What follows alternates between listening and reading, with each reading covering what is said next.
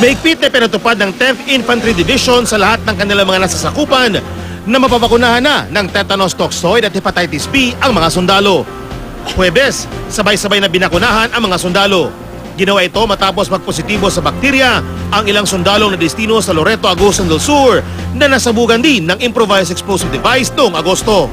We are always looking at not only the morale but the health and welfare of our troops. Kaya may continuing kami mga effort ng ganito.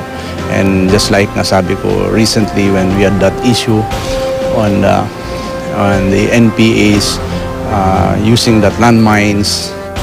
Malaking tulong umano ang nasabing bakuna, lalo na sa mga sundalong nasa bukid at malapit sa posibilidad na masabugan ng landmine. Sang-ayon naman ang ibang sundalo na kailangan talaga ang vaccine para masiguro ang kanilang kaligtasan. Malalakas ang training, malalakas ang katawan. Akala namin, kaya namin lahat ng sakit. But the medical practitioners and medical findings have found out that indeed we are still very vulnerable.